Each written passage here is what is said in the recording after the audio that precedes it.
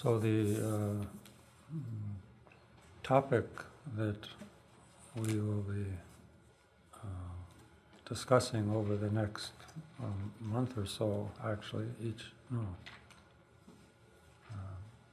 each month for the rest of the season, are these six, what are called the six Paramitas. I don't know if some people, or maybe we did. I don't know. The six perfections is one. That's not my favorite word for these six practices. Really, there's six practices. Literally, paramita means transcendent. Means beyond. So when we talk about generosity and discipline and patience and diligence and meditative stability and knowledge or wisdom,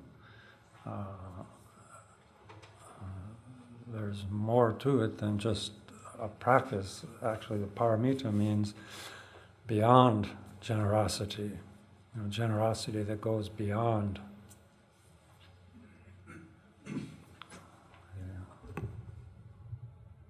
Okay. Too much beyond. I have to come back to this side.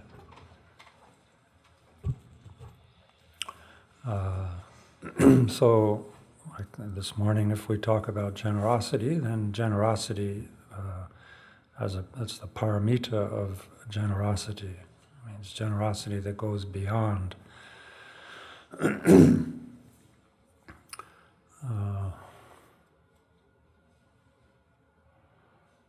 context for this approach to practice, this practice approach of these six modes of behavior, is within the scope of the bodhisattva path.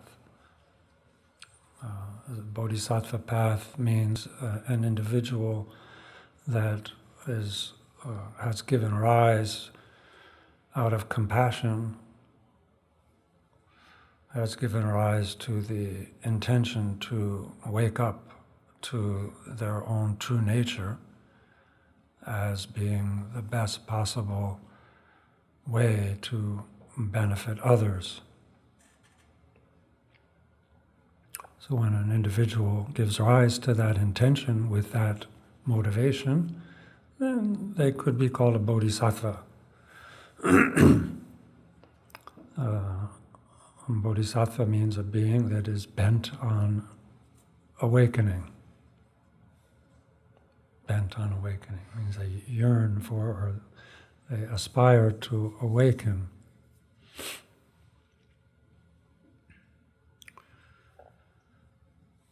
Of course, there's a lot of background to that intention, which I think I've touched on quite a bit in earlier lectures. But this intention to wake up is called bodhicitta. Or I should say, one aspect of bodhicitta. Bodhicitta means awakened mind.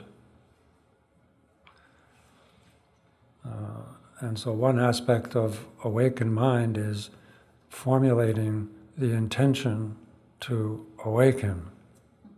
That's the first kind of awakened mind, is conceiving of the aspiration to wake up.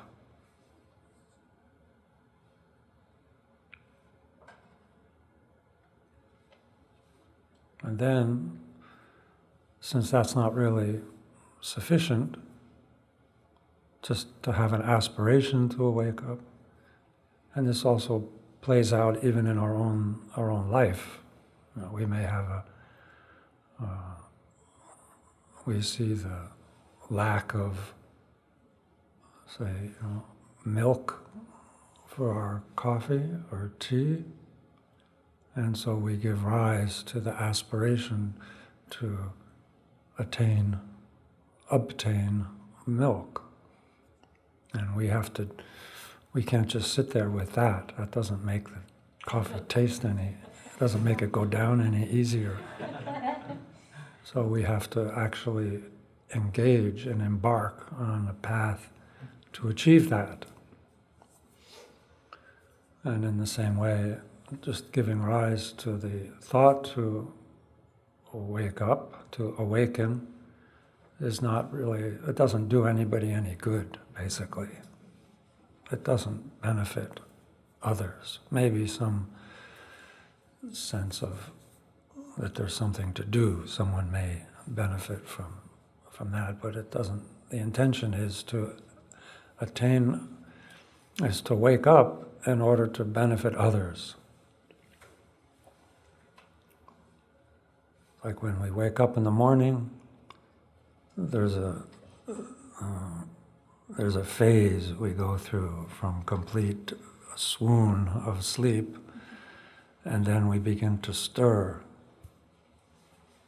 And it begins to occur to us that I need to wake up. And then, there's seconds go by, and then another phase dawns on us, and then a few more seconds come on. And so there's this aspiration, even though it might be a negative aspiration, like I have to wake up, but I don't want to. Then we cure that, we antidote that, in some sense, possibly. But there is this kind of, your mind aspires to wake up, even if it's because the alarm is annoying you.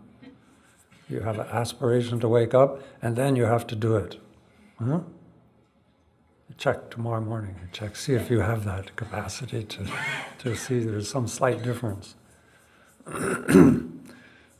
So it's not that, and I think this is true. I'm talking about Buddhist practice or Buddhist practice, Buddhist thought. Everything that we learn about the Buddhism really is just also has it's just us. There's nothing particularly added. It just takes aspects of us and gives it a spin.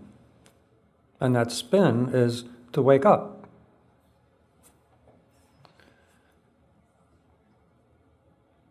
Or, and say that what we're talking about now is the spin is to go beyond.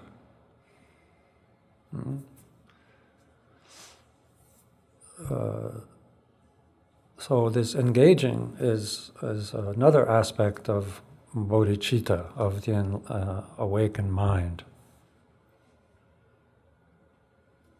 And it's through engaging or carrying out the conduct that does wake us up that we come to what's called this absolute bodhicitta, or the awakening to the true nature of our being, of who we truly are. I guess who we truly are, not who we think we are. And we might, you might think about that from time to time, because even throughout a day and a night,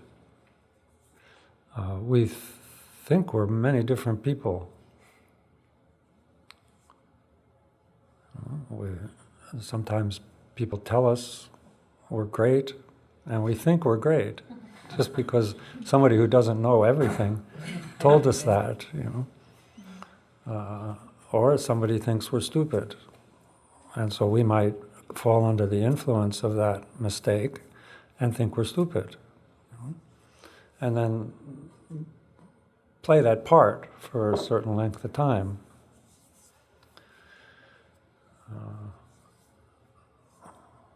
So it's pretty simple to say that we're not who we think we are, but that doesn't mean we know who we really are, who we truly are. We just know that we're not who we think we are. So again, we have to go beyond those boundaries of words and definitions to find out who we truly are. We have to go beyond that.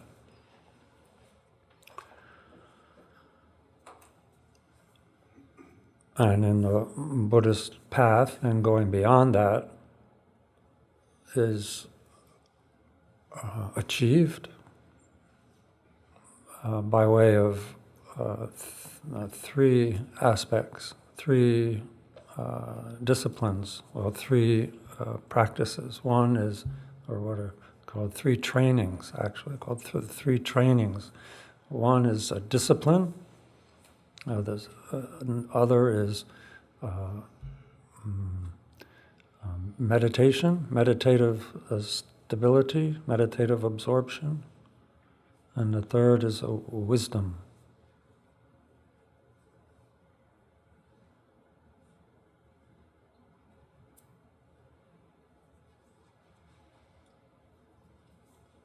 Yeah. I call it three trainings. And within those three trainings, you can sort of stretch them out into these 6 transcendent trainings, beginning with generosity.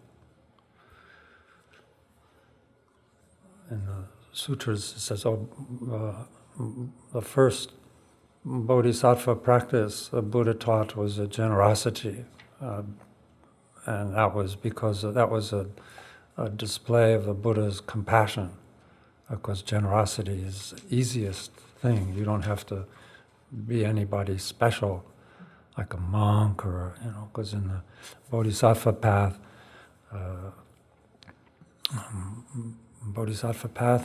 is another name is Mahayana, the great approach or the universal approach. It includes everybody. It's not a path for certain kinds of people.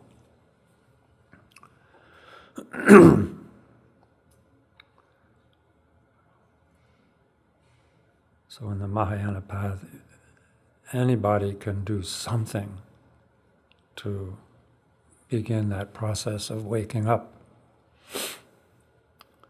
And one of the initial things is to practice generosity. You don't even need to have anything to practice generosity. As a matter of fact, as it says, if enlightened beings have perfected generosity, then why is there still poverty?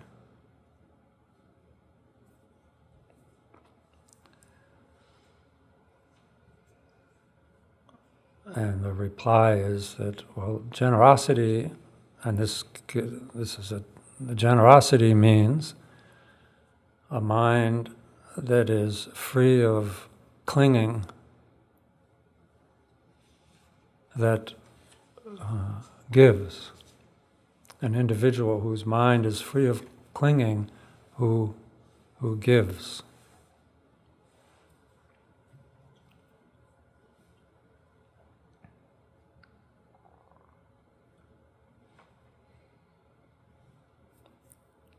Traditionally, there's 3 kinds of generosity. One is giving material things, and as well including time and energy. The second kind is to give what's called giving fearlessness or protection.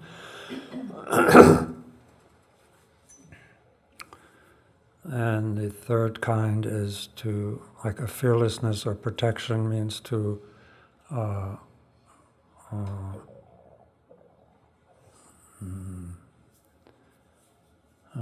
protect someone from their fear, to hold someone, to assure someone that they're okay, you know? Even to model some kind of sanity.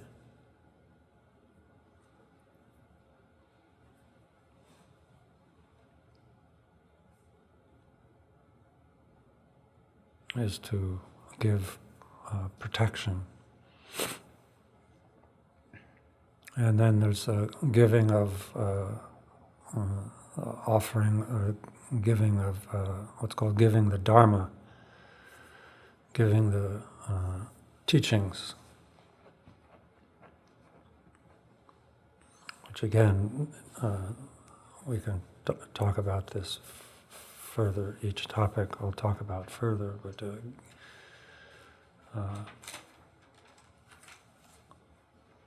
again, giving Dharma even comes down to being able to convey to someone that there is a process of becoming free from their particular brand of suffering. Hope, you know.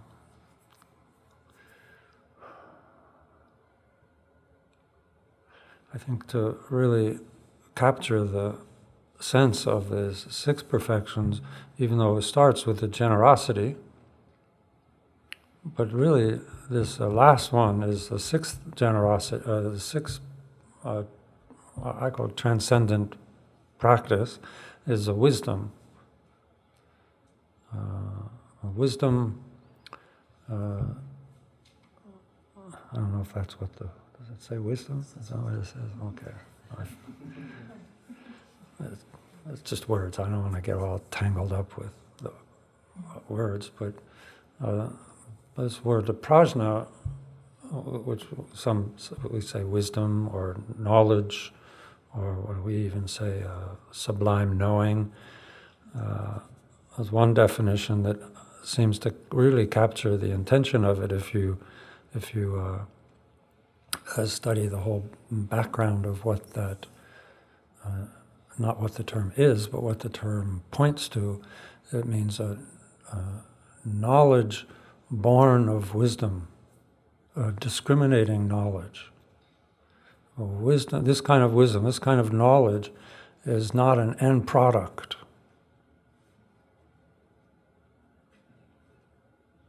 It's finally discovering a process, a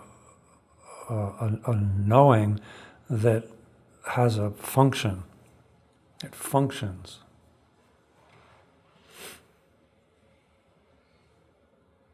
And it functions to be able to discern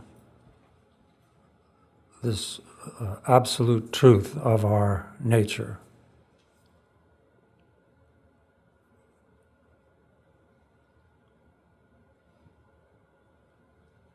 So it's not some goal-oriented wisdom. All these six practices can be considered to be tools.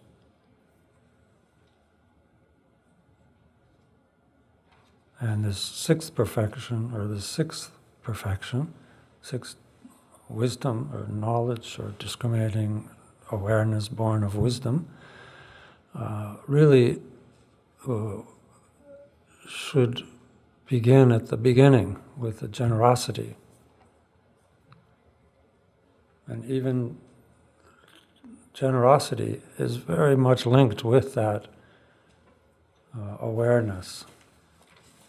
In that generosity is as we said, generosity is a mind free of clinging.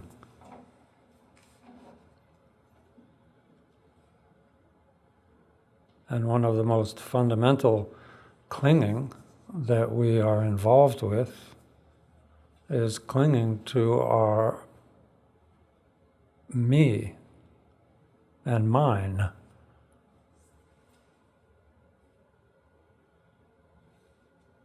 Me and mine. And from the Buddhist point of view, that habit we have is the fundamental cause of all of our suffering, including poverty and neediness and all of the traits that we carry that prevent us from being generous. All the fears and wants all come from this grasping at the idea at this point, grasping at the notion, grasping at the feeling of me and mine.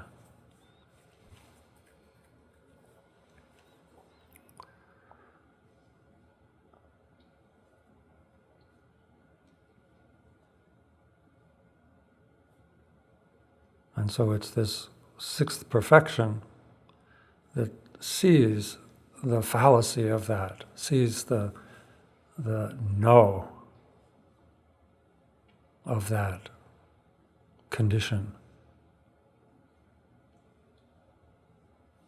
sees that it's not a condition, transcends.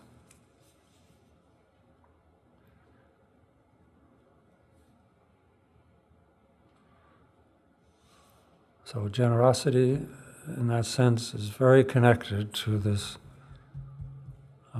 sixth perfection of wisdom or awareness.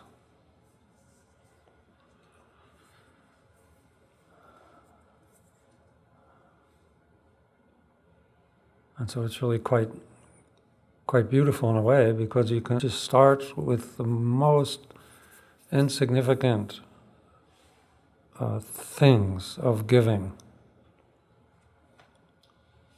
and even since it has to do with our mind, our mental state, that's where generosity practice begins, or can begin, especially if you don't have so much. And it's taught, it's not like, even like Rinpoche used to teach, one small grain of rice or millet can be the gateway to a great transformation, to great generosity. As you have this mind that's associated with that giving. By me giving this to you, may all your needs be met, both now and throughout the future. May you encounter and awaken to your true nature. If you associate, if you have this parallel thinking along with your giving material generosity, then your mind is becoming transformed by it. And you're loosening your grip on this me. We have this inflated sense of self-importance that just reinforces that sense of I and me and mine. So generosity, we begin to undermine, we begin to deal with this mine. So I'll give you what's mine. And so to do that, just in the teachings on material giving, this is the first kind, you have to give what you're able to, not what you can't. You have to give what you're capable of giving. Like I said, even this one in the sutras, one teaching on someone who was very stingy, and couldn't give. And he said, I want to skip that. I want a different teaching. I can't do that one. You know, like a fast forward generosity, something. The Buddha said, no, this one is the most entry level. So then you just think you give something from your right hand, you give to your left hand with the spirit of generosity.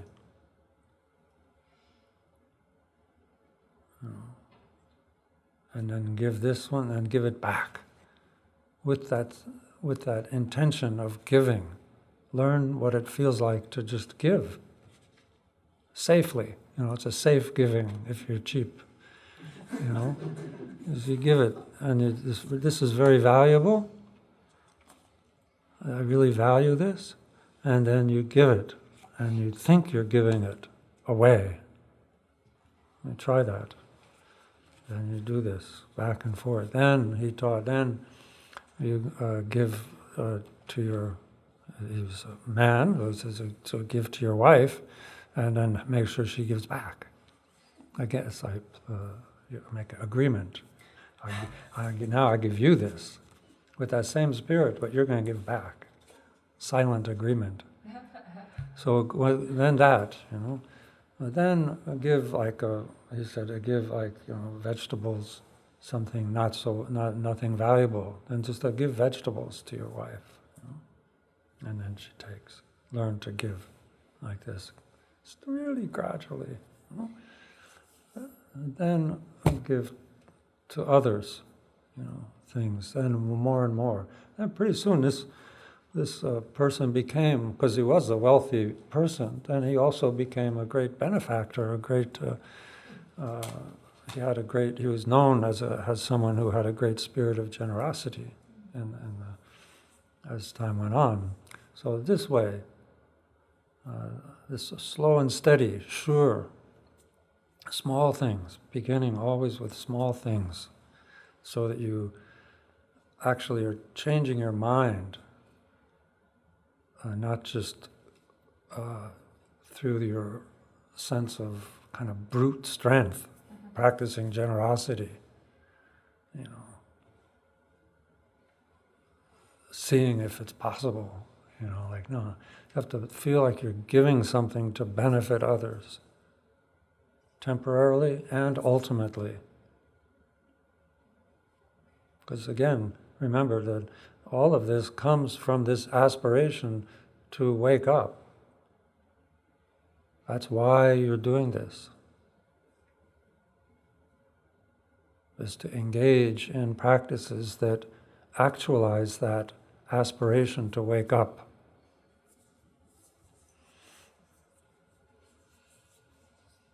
So if we want to wake up as a way of benefiting others, then we have to reduce this self-clinging.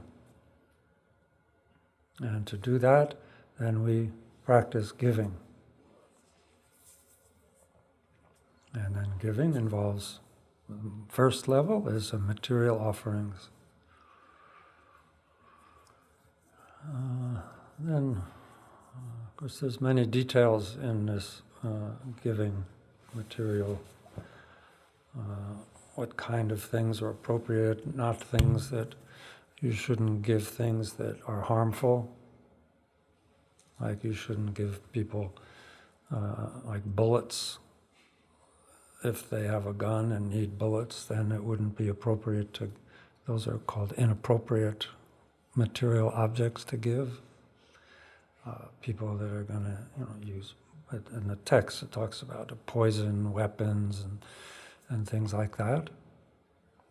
Or anything, it's not appropriate to give anything that would harm anyone. Even in details way, when you give flowers, even roses, you should cut the thorns off. Then it's a completely safe, pure. If somebody grabs it, then they can get hurt.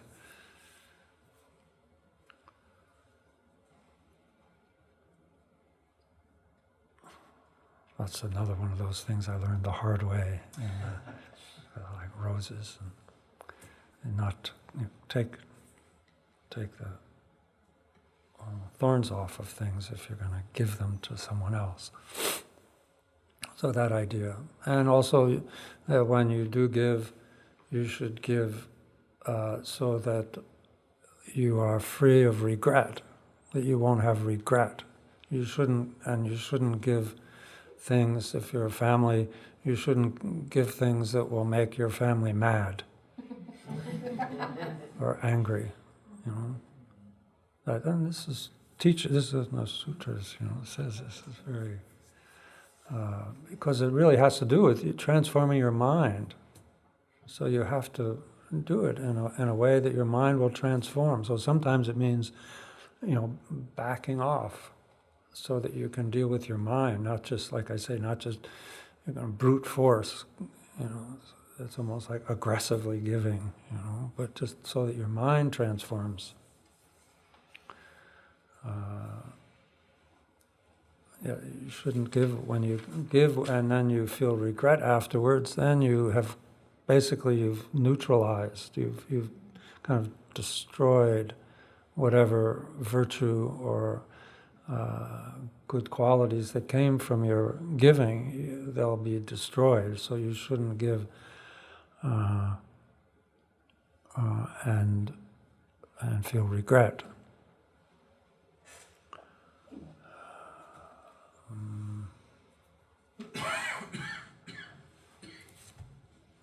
All kinds of.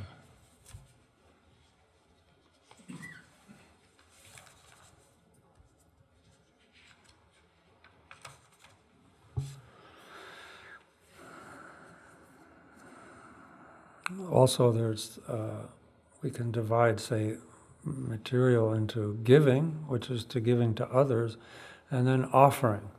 Now, offering is something that in a Buddhist tradition, then there's many opportunities for offerings as a way of, basically the intention is the same. Even here you look and there's like candles or lamps burning and all these water bowls and flowers and so forth. So there, instead of offering to or giving to others, other people or animals, we're offering to our concepts of those who have achieved perfection of these practices, enlightened beings, awakened beings. So we're conceiving of that as the object of our offering, and then we're giving with either water and those material offerings of water and flowers and so forth are accompanied by visual offerings, or visualizing not just water, but millions of offerings of water. Water to all the enlightened beings, water to all the unenlightened beings, all the people who now we know many people, or hardly any people really in the world, have clean water. So we offer clean water to the Buddhas and Bodhisattvas with the aspiration that all beings will have clean water, and visualize all beings having clean water. And we offer all the offerings one makes to, even if it's just to light one candle or one lamp. You say, by offering this one lamp to the Buddhas and Bodhisattvas, may all beings give rise to, like a lamp is a light and warm. It's warm and light. So you say, may all beings give rise to this wisdom, to the light of wisdom. May the light of wisdom arise in all beings' minds and hearts, and may the warmth of compassion arise for all beings. And then you light one candle. That's a huge shift in your mind's habit. And so there's giving and then offerings. So we say we give out to other beings, and we give up to those who are basically free of desire. So when we give to others, we do have some reservations that maybe this is not enough, or maybe too much, or maybe I'm enabling something, or maybe they should be getting this themselves, and I'm kind of short-circuiting their capacity, their abilities to do that. So we have these anxieties when we give to others. When we give and we visualize we're giving them to the Buddhas, then there's none of that. It's all benefit to ourselves and to those that we think of as we're giving. Benefits all.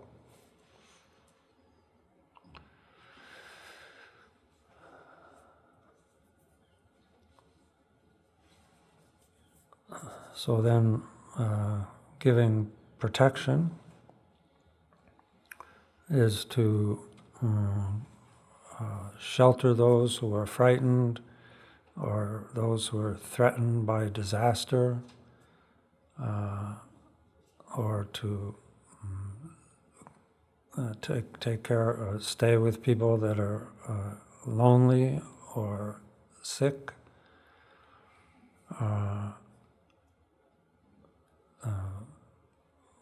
We have a practice also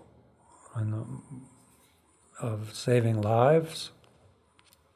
Those beings that are destined to be killed for their, they have the kind of the karma to have skin that people want, pelts and skin and so forth, fur or feathers, or they happen to have the karma to taste good to people, so they're caught and killed for their taste or for certain ingredients in their bodies that are valuable to humans, to us. And so to ransom, we say ransom, to buy them so that they don't have that experience, so that they're not killed for their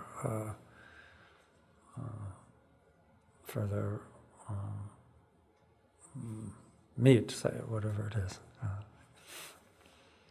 So to buy those and then release them or take care of them depending on the circumstances, or to put them back into the water they came from, or what have you, that's a act of generosity, giving life, giving protection. We have to do that smartly so that we don't kind of distort the ecosystem. I heard in Taiwan many Buddhists, they just buy huge containers of fish and then pour them into the bay or the harbor there, and it was not a native fish. So then there was a whole big stir up about that, and I don't know, religious freedom versus, anyway, it was kind of that kind of thing. So we have to check our local agencies about, in Seattle, that we can release clams and geoducks. Geoducks? Yeah. Otherwise, everything's kind of not so good. But that's a very direct and a beneficial generosity we have in our Sangha, a project to liberate, what do they call it? This little brine shrimp. Like a 1 pint of brine shrimp is tens of thousands of actual sentient beings. Wow. There's a number. People know how many because it's a commercial operation there. And then somebody drives them out to the one of the salt lakes where they thrive. Yeah, brine shrimp. They're used for just quantity feeding and things like that, I guess. So we raise funds, and on certain days of the year, then they go and release that. And billions of beings. You know? A sentient being is not a size-driven entity. You know, a sentient being has all the same, not the same. I mean, brine shrimp think like brine shrimp, and cows think like cows, and we think like people. So there's distinctions, but the same capacity to be drawn towards what is felt to provide comfort or happiness, and the same capacity to withdraw or have an aversion for situations or experiences that are painful or that are anticipated as being painful. That's a quality of having a mind. And the nature of that mind is Buddha, is awakened, is wisdom and compassion inseparable. The same. There's no difference between the mind of a brine shrimp and the mind of an enlightened being. Enlightened being recognizes, wakes up to those qualities of wisdom and power and compassion. And we and brine shrimp and cows and so forth, gooey ducks, have not yet waken up to those qualities. And we haven't woken up to those qualities yet. Why? Because of our grasping and holding on to this idea of me and mine.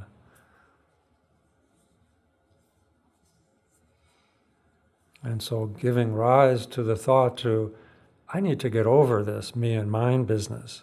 You know, it's not doing me any good. You know, I'm not getting any wealthier by grasping on to the meager bits that I have. It would be much more. It would add much more to my contentment and quality of life.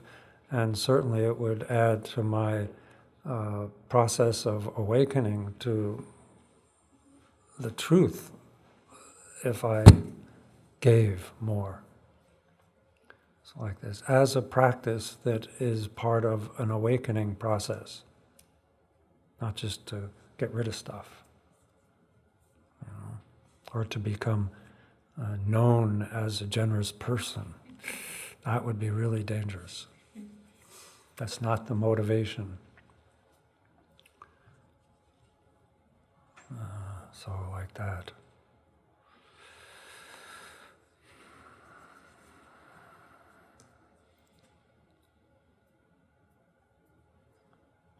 And of course, giving protection is very dependent on our capacity. So if we have a way to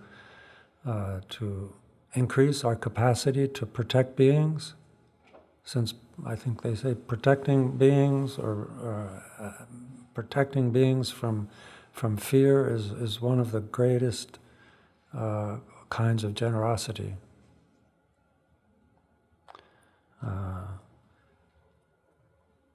So if there's ways that we can train ourselves or work in a way that enables us to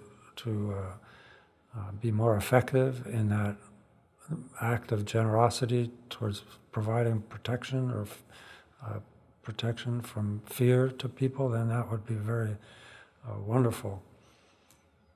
And we have to do that and really maintain this pure motivation.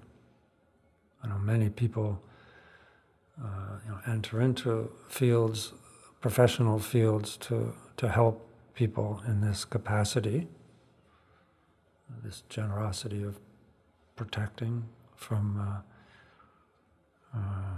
fear, offering, giving of fear, but you really have to cultivate the motivation again and again because of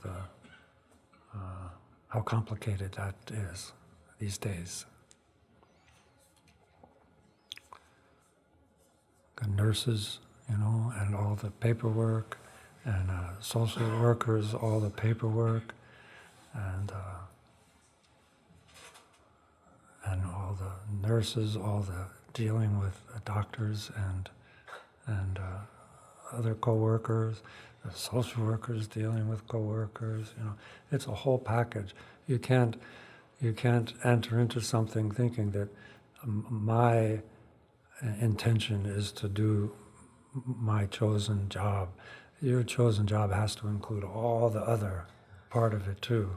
You really have to apply the benefit, see the benefits of the whole picture.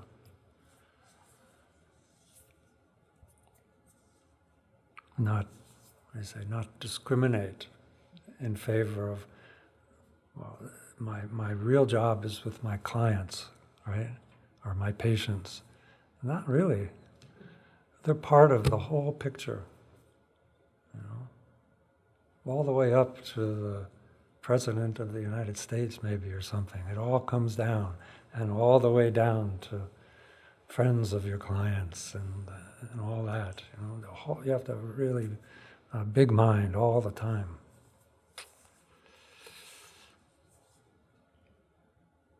Now, just like you teach in a school, then you're not teaching just these children or kids.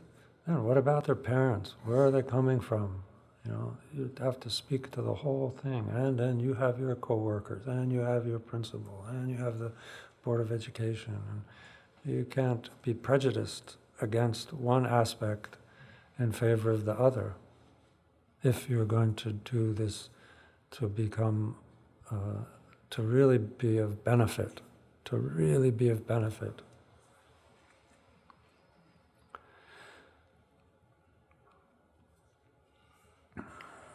Then it's giving of Dharma, giving of the spiritual, well, Dharma, I guess you could say Dharma, one of the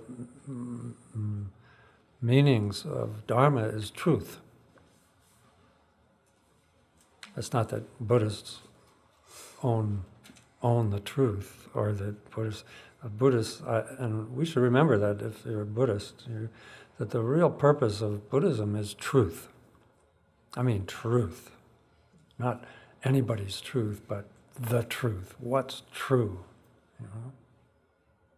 Sometimes as Buddhists we get quite caught up in things, like enlightenment and process and path and discipline and all these things. But really, the whole thing is what truth. Always, what's truth? That's the point.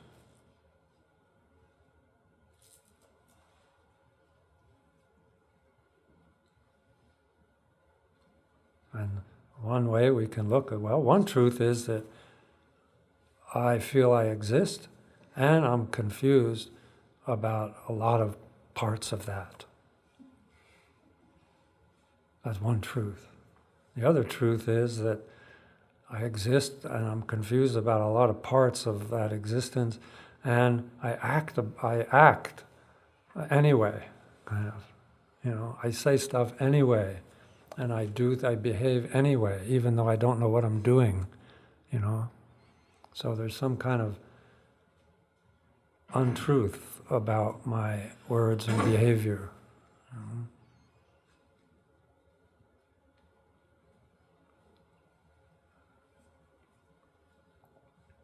So we really need to discover simple truths not first, but simple truths.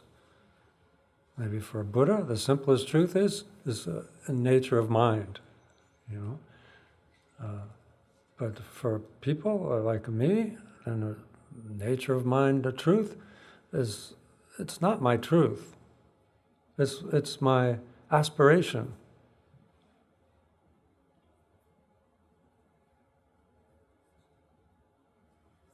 To have that aspiration is genuine because it is possible. It's discoverable.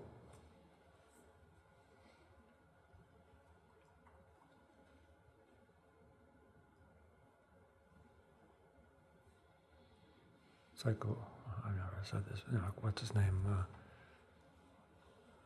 now maybe it's not even the case. Anyway, back in the old days, then there was people thought if they thought the world was round, then they thought they could go around and get behind them, right, to India. Columbus, I don't know if that's true anymore, but Columbus, he went, he had that aspiration based on his view. He had an idea, philosophy, or a view, the world is round. And so that means that if you go all the way around it, you get back where you started.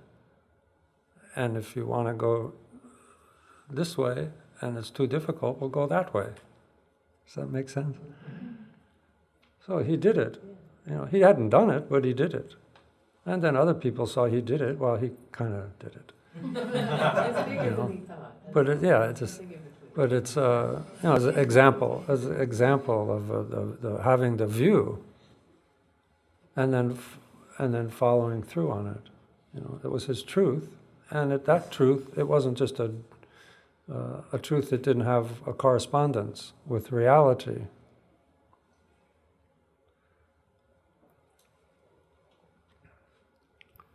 I don't know. So this giving of Dharma can be, of course, in the text, it's all very like, well, that's one thing you can't give, until you have achieved some level of truth, of really accomplishing some level of truth. Then you can teach. But in some sense, just being able to assure others that there is a path out of confusion is a very valuable lesson, a very valuable teaching.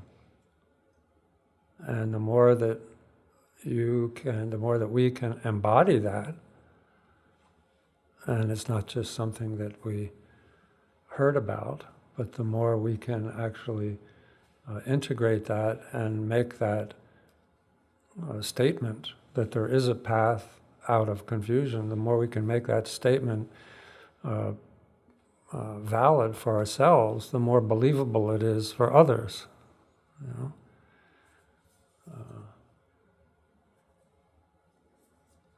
So there is a path of discipline, a meditation, and a wisdom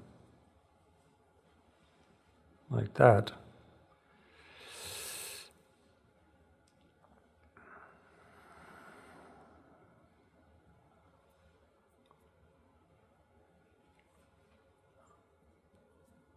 To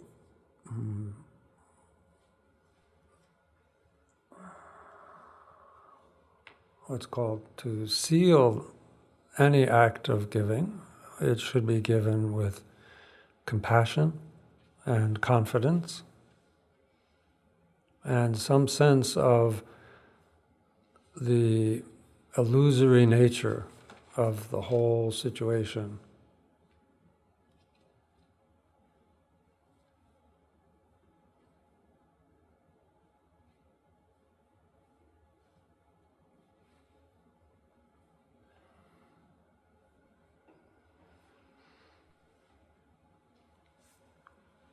So, actually, this last point I just mentioned is a very key point. You should give with compassion and confidence and a sense of the illusory nature of the whole situation. That is to say, the illusory nature of you as the giver, and the illusory nature of the recipient, and the illusory nature of the act of giving.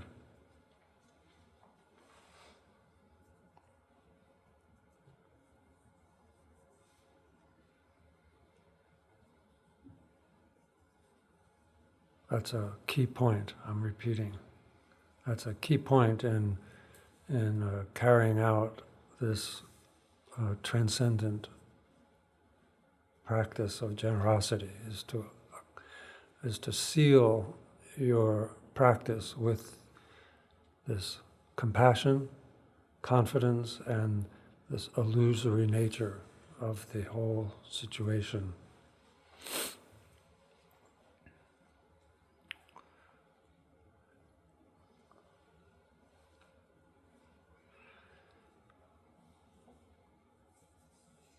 Mhm.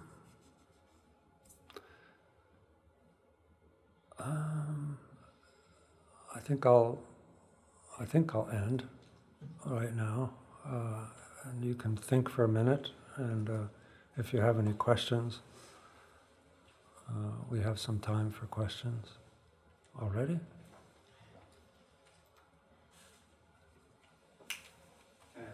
You have a question? I trust that you. Okay, that was very not much thinking. I'm sorry, it was from earlier. And Yeah. I'm sorry. Yeah.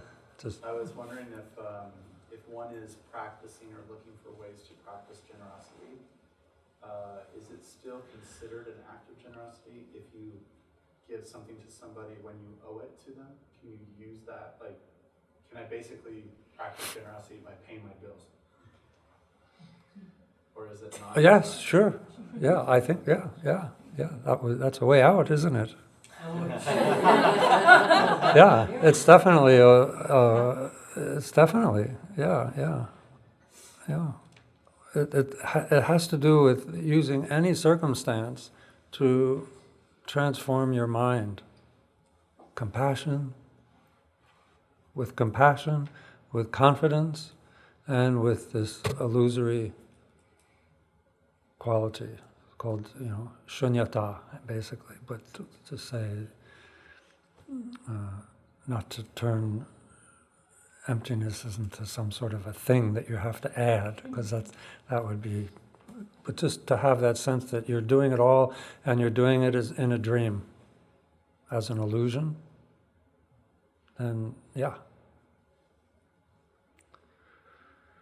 people are supported by, this billing offices, and people that process, and people that invent postage machines, and the whole thing. Everything is interdependent. When you give something to someone, that's a construction that we're created, that way of talking, but everything is interconnected. Nothing ends when you give something to someone. Okay, you give one grain to a bird with this beautiful aspiration, this compassion and confidence, and thinking that may you be happy temporarily, may all who see you be happy, may you all be led to the path of awakening, and may you fly there quickly. Then that bird is that. Then everywhere that bird flies, every shadow that bird casts on the earth, there's some benefit through the interdependence of the giver and the recipient. So is the confidence in, what is, can you define the confidence more? Is it like confidence in the process, or what's Confidence means that you have no regret, and that you do it with a feeling of rejoicing. Rejoicement, as Jigme Rinpoche says. You give with rejoicement. Rejoicing not just in, rejoicing in being able to benefit others, but really rejoicing in having an opportunity to recreate your mind, to spin your thoughts in a direction of awakening. So rejoicement for me and for others and for all of it. Well, rejoicing, you're giving, so somebody's getting something that they didn't have.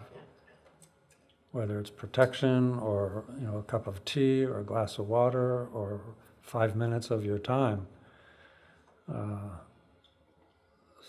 But all we have to work on is our minds. That's how it becomes transformed into the bodhisattva act, is what our mind is doing when we're doing it. Certainly, it's easy for people to write checks and send money to charities and things like that, but that doesn't make it generosity in this context, Yes, sir. For me, the essence of truth is love, and a component of generosity is joy. And to be joyous is to reflect generosity. Mm-hmm.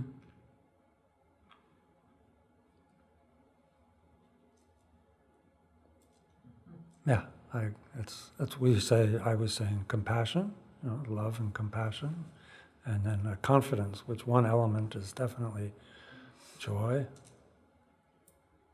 no reservation. Thank you.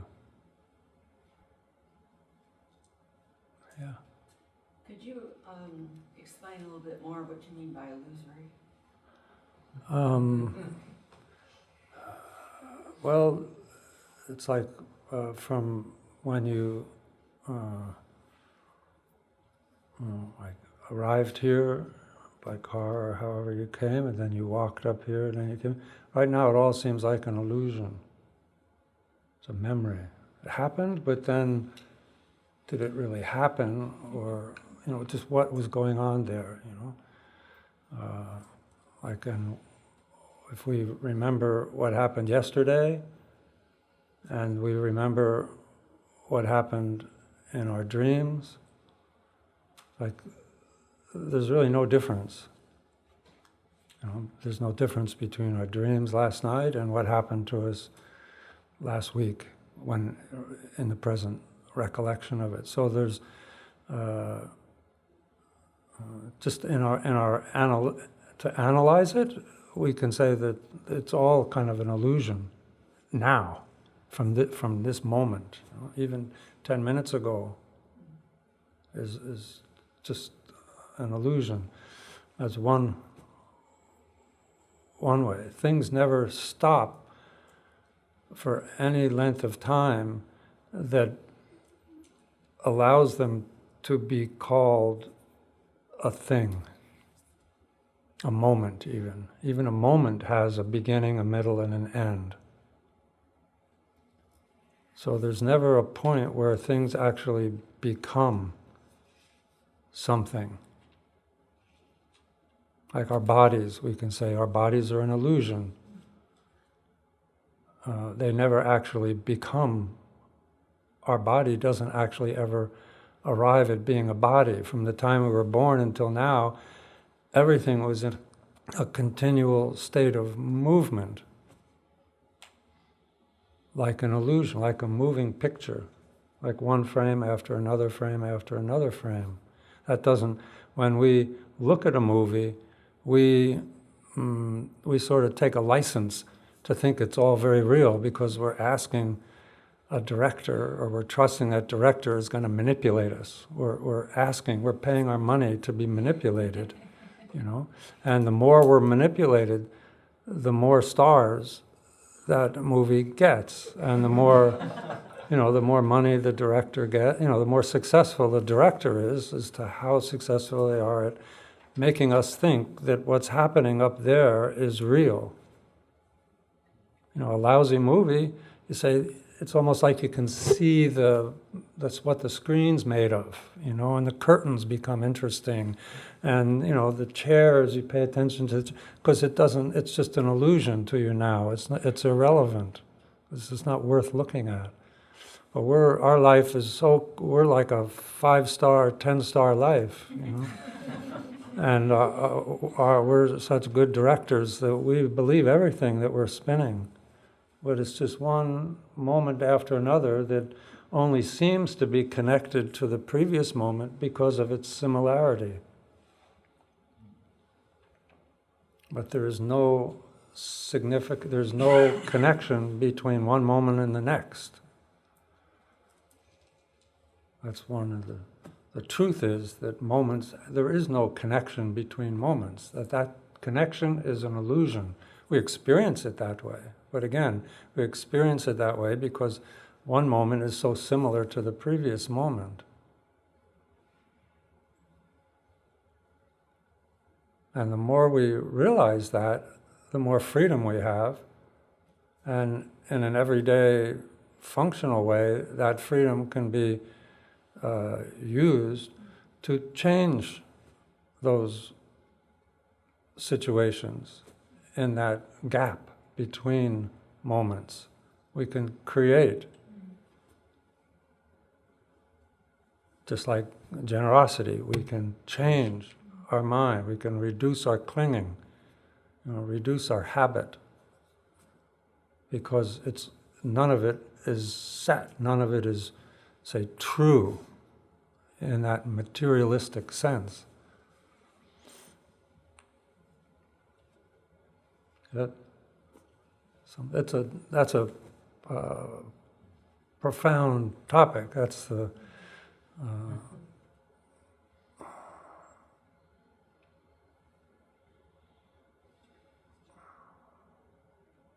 it's in the Buddhist terminology. This is called shunyata, means emptiness. Emptiness. And emptiness has to do with things. It's not some alternate reality where there isn't anything. Not that kind of emptiness. It has to do with the emptiness of this table, this body, this sound, this thought. It's that inseparable appearance or inseparable phenomena or inseparable from their own nature.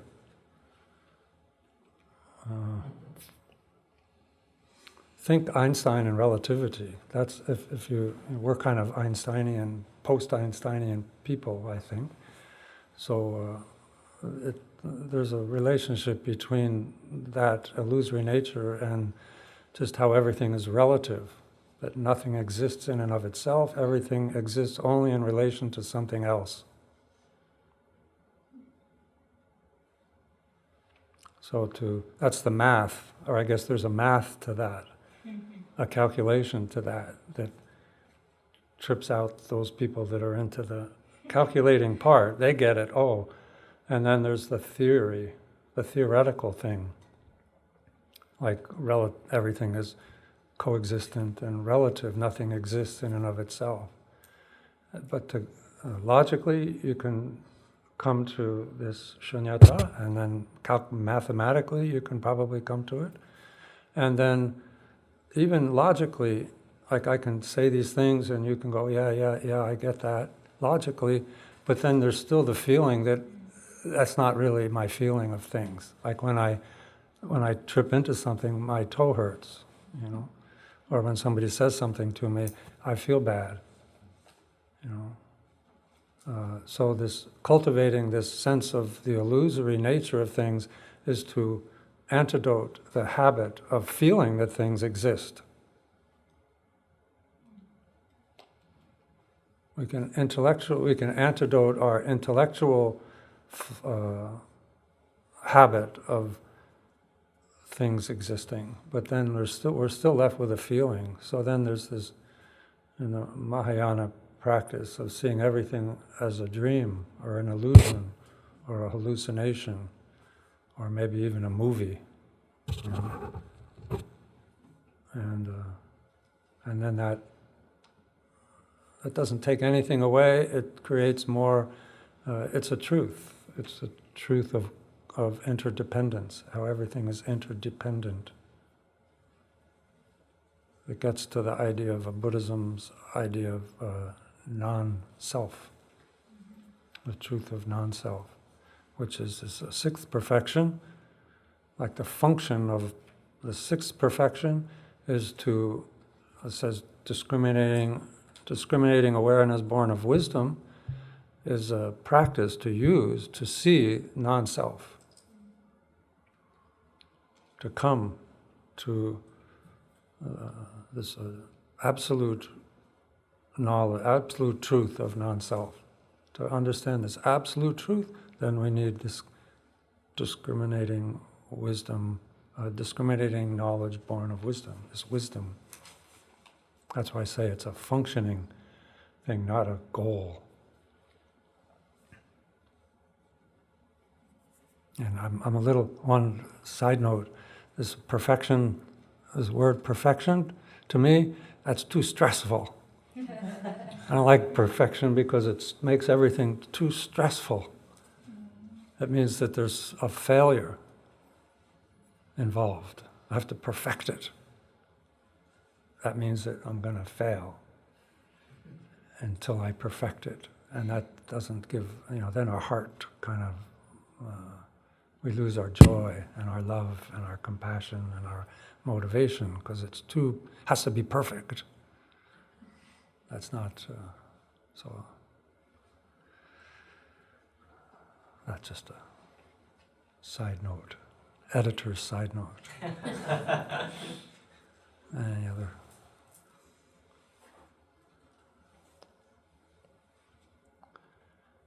Anything else? Any other questions? Well, do you think that absolutes are attainable in a material world? Well, I'm going by it, but according to like the sutras, it says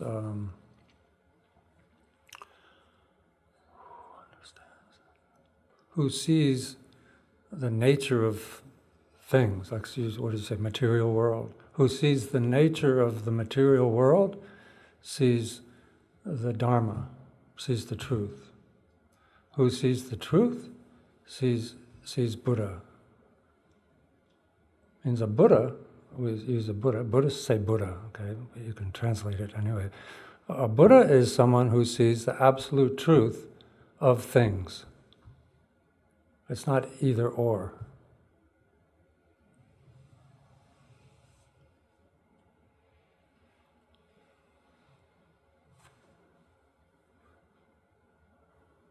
The absolute truth is to see the true nature of things.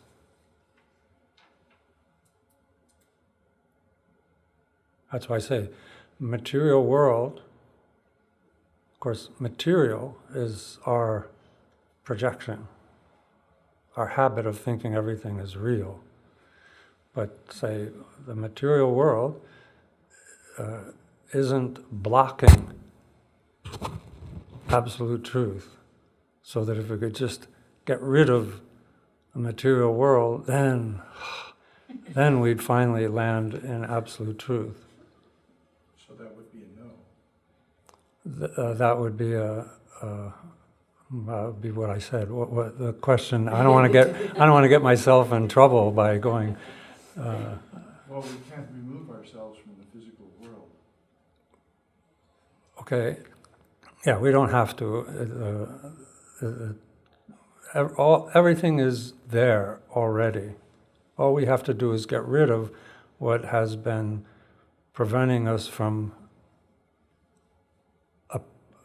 experiencing it, preventing us from, say, seeing it in a non-dualistic manner. It's non-duality.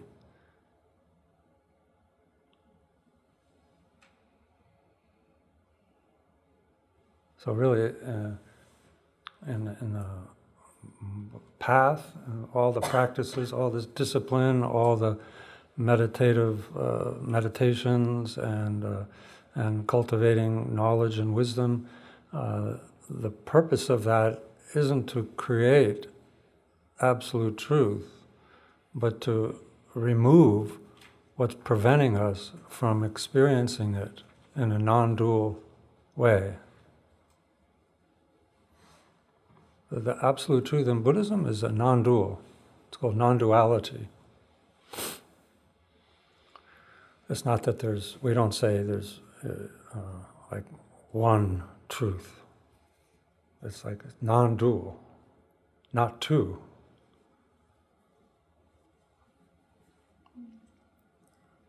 So this duality is one of the ways that this duality is experienced is materialistically. That there's obstructing things. There's things that obstruct us. I can't see past solid walls.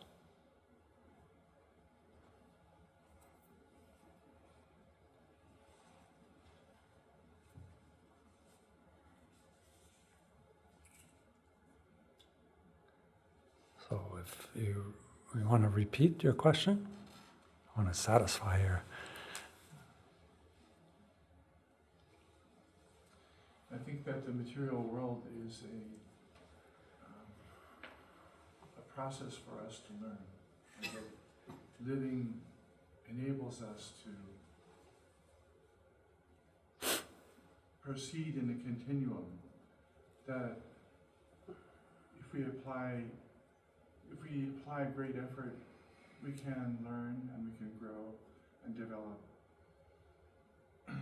But for me, absolutes represent the highest attainment. And in the physical world, it's a ladder for our ascent.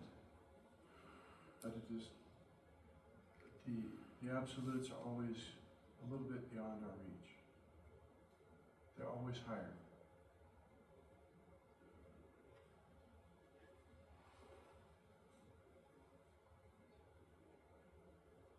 Okay.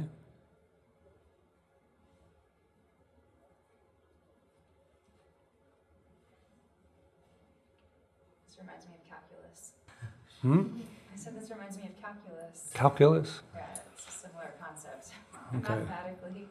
I see. I didn't get that far. Now I'm exposing my lack of So we just have education. to apply an integral to this question and it'll be solved. I mean, because of Buddhism is about, there's philosophy, psychology, theories, and so forth, but the whole point of Buddhism is practical. To actualize, practical. And so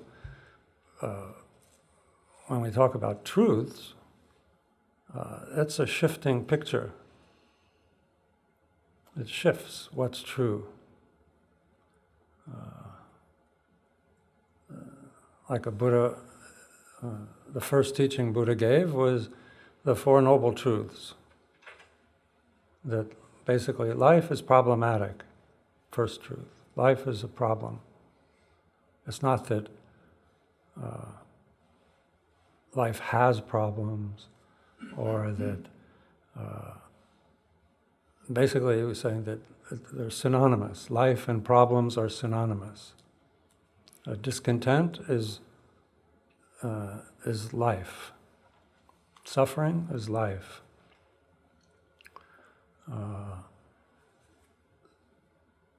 That's one news. That's the bad news. If you think about, then the good news would be the second truth, which is it has a cause. The problems, the discontent, the suffering of life has a cause,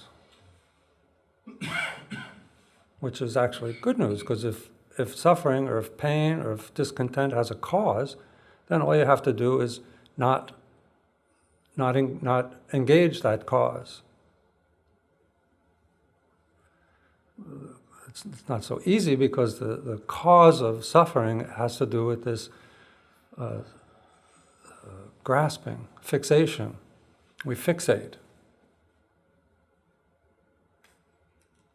And this fixation causes suffering because of impermanence. Everything is impermanent. Everything is impermanent. Everything is impermanent. And if it's impermanent, that means that it can't be held. And because we have this habit of holding, fixating, then that's the cause of suffering. The third truth is the cessation of suffering. That it's possible to, this first noble truth can be antidoted. the second noble truth can be antidoted, and then that first noble truth collapses because there's no cause. And so the third noble truth is the possibility of a cessation of suffering, and the fourth noble truth is the cause for the cessation of suffering. And the cause for the cessation of suffering, the fourth noble truth, is what's called the path. And then Shakyamuni Buddha, he outlined these, what's called the Eightfold Noble Path, which can be synthesized into discipline, meditation, and knowledge. Basically, you have a right speech, right livelihood, right action, right meditation, right mindfulness, right effort, right view, and right intention. There's eight, I think there were 8, right? So there's 3 discipline, 3 meditation, and 2 is knowledge. Engaging in those elicits this natural state of absolute nature. So he said, so what he's saying is you have a mind, and your mind is the cause of suffering. And so we engage in all of the practices that undermine the habit of fixation. At a certain point, they say maybe 8 years later, Buddha taught a second turning of the wheel, which was a whole phase of teachings that actually said, well, actually, you don't have a mind as such. And he introduced the path of the practices of the wisdom of non-self, the wisdom of emptiness. This is what we kind of touched on here, where the duality of me and my suffering and all of the elements of the path on that introductory level, or the foundational phase of one's spiritual development, collapses under the influence of emptiness.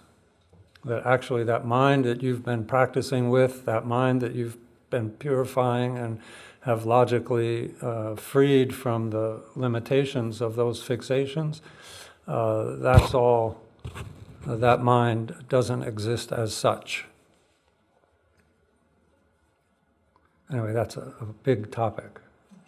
Big topic. Can't. It's out of place here. But he, just to show how the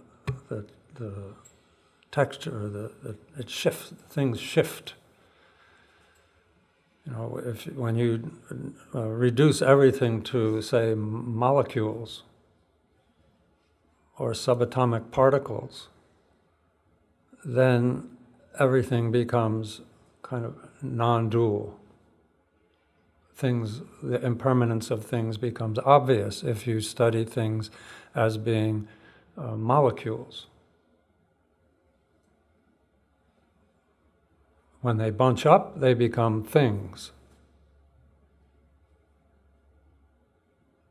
So that's why we say everything is impermanent. And we could say everything is empty of its own self-nature, because everything is composed of things other than itself. How about that?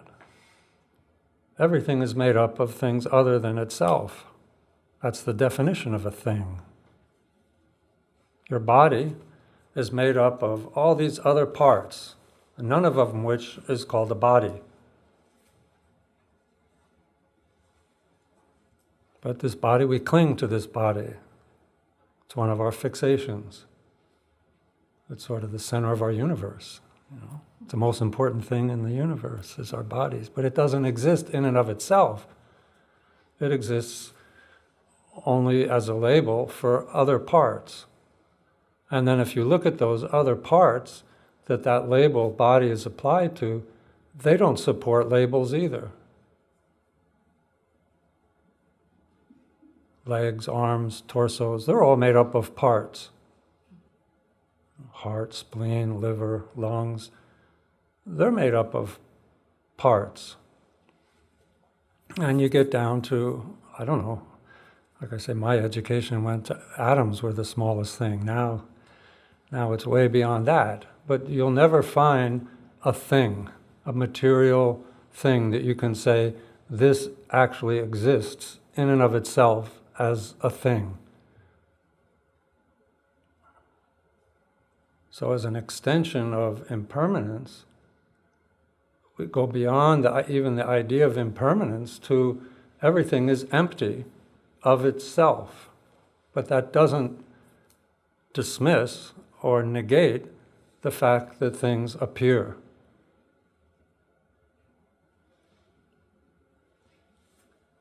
And it's how we relate to that appearance that accounts for how to our degree of discontent or suffering or happiness. It's how we relate to this, maybe along the lines of what you're saying, how we take the elements of our experience and kind of spin them onto the path of awakening to, initially, what I would leave you with is just see everything as impermanent. And that's one truth that you can rely on. You can rely on things being impermanent. You can't rely on things, can you? Maybe, you can't rely on things. This chair you're sitting on, you come back next month, you might sit on it and it'll fail you. It'll bend. But you can rely on its impermanence. You have a relationship, you can't rely on the other person, but you can rely on the impermanence of that relationship. That will enrich and bring a lot of joy and confidence in your relationship if it's based on an understanding, tacit, of impermanence. Because you just don't know. It makes everything more special. What do you say? More precious. Every moment is precious when you realize when something good happens, it's impermanent, then it becomes more precious, more joy.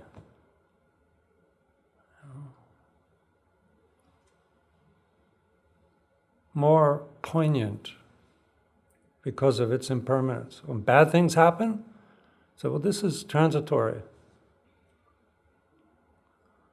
I'll wait this out. It's impermanent. This suffering, this discontent, whatever it is. So impermanence is a truth, but it's not a universal principle. I should add. It's not like everything is endowed with something called impermanence. So don't try and bring up like, is impermanence permanence? That's just spinning, that's just English language games. Impermanence is not a principle. It's a description of things. It's a description of the nature of things. So if you understand impermanence, or I should say the more you understand impermanence, the more you understand the nature of things. And the more you understand the nature of things, the more you are approaching the truth. So there's nothing wrong with things. It's how we relate to things. How we fixate on them or see their true nature, their impermanent nature. It's simple. It's in your life. It's in your face. It's your life. How you relate to your own life as it is.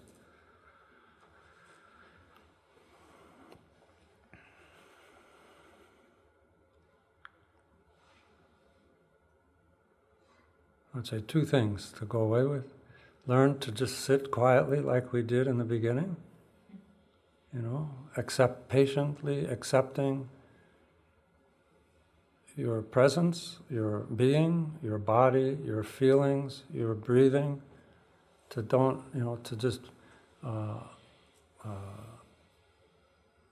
accept that. It's almost like a practice of acceptance or patience with that. The tendency is to think there's more. Okay, now what?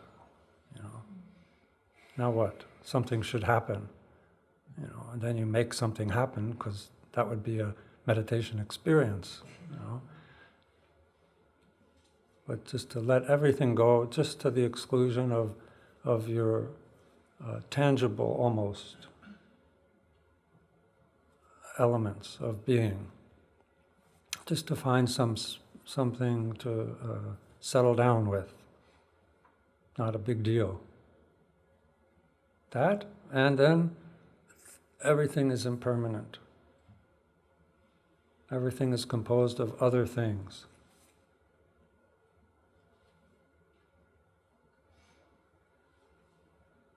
So,